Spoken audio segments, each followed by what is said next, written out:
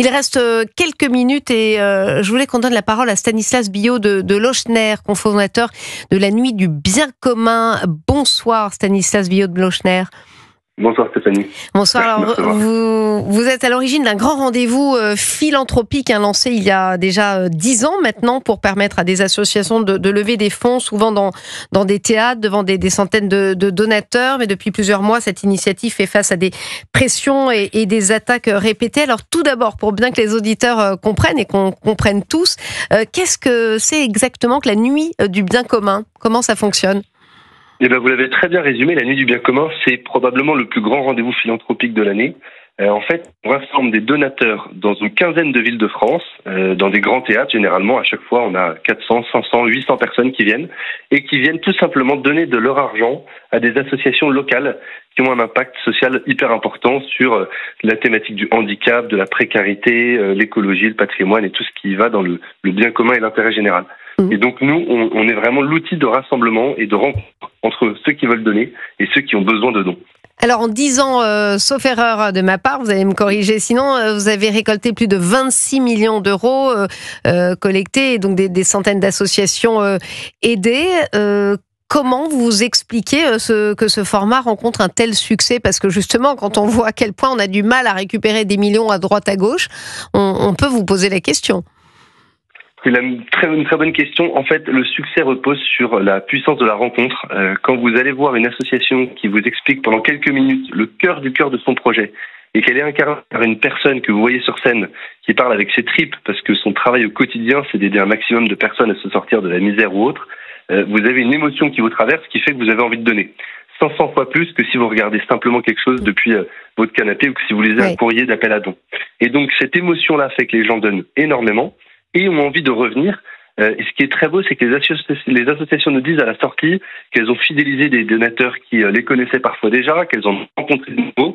Certaines trouvent du coup pendant la soirée des bénévoles, des administrateurs, bref, tout un réseau qui se mobilise autour d'elles et qui crée un lien durable. Stanislas Billot de Lochner, pourtant, depuis environ 8 mois, vos soirées sont la cible de manifestations, de menaces et même parfois d'intimidations directes. Que se passe-t-il concrètement ? Alors, un cas d'école, un projet qui vise simplement à aider les plus précaires d'entre nous se fait effectivement attaquer au prétexte qu'il y a 10 ans, j'ai fondé cela avec Pierre-Édouard Stérin, ce que j'assume parfaitement et ce dont je suis extrêmement fier parce que on a lancé ça avec lui et puis ensuite on s'est fait aider par plein de dirigeants d'entreprises.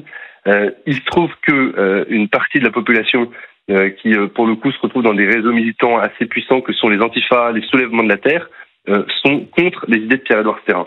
Et ils estiment que la Nuit du Bien Commun, ayant été fondée il y a une décennie par lui et par moi-même, l'outil que nous avons créé, qui est ce grand rendez-vous annuel de philanthropie, est un prétexte pour attaquer des idées qui nous prêtent comme étant c'est une censure idéologique. Exactement. Et qu'est-ce que vous répondez à ceux qui... Raphaël Steinville, d'ailleurs, je crois que dans le JDD, il y avait un article sur ce sujet, Raphaël Steinville. La semaine dernière. Mais que répondez-vous à ceux qui, justement, vous accusent, et je pense notamment à un certain nombre de maires qui accueillaient jusqu'à présent les Nuits du Bien Commun, vous accusent finalement de mener un projet réactionnaire ? Alors, ce qui est très surprenant, c'est qu'on nous fait un procès d'intention, alors qu'un fonds de dotation comme celui qu'on a créé, la Nuit du Bien Commun, on a un seul objectif, c'est collecter de l'argent et redistribuer. Je vous l'ai dit, on a des dizaines de milliers de donateurs, on a distribué 26 millions d'euros de dons, et on a soutenu 530 associations. La seule question que devraient se poser ces maires, c'est où va l'argent ? 100% des 26 millions d'euros ont été distribués, et distribués à ces 530 associations, dont la liste est trouvable sur Internet. Il n'y en a pas une qui soit attaquable. Et en fait, le problème majeur, c'est que plutôt que de considérer la réalité de ce qu'on fait, ils font de la politique ou de la politique politicienne, c'est y a-t-il une intention masquée derrière le fait de donner pour les plus précaires, pour des personnes en situation de handicap ou autre. Et je les mets au défi, et je le fais à chaque fois que je les rencontre, de nous prouver d'une quelconque façon qu'on a une influence politique ou sociétale sur ces associations. Elles-mêmes disent que c'est pas le cas. et elle nous remercie chaque jour de les avoir soutenus. Voilà, on en est pour le moment dans ce pays.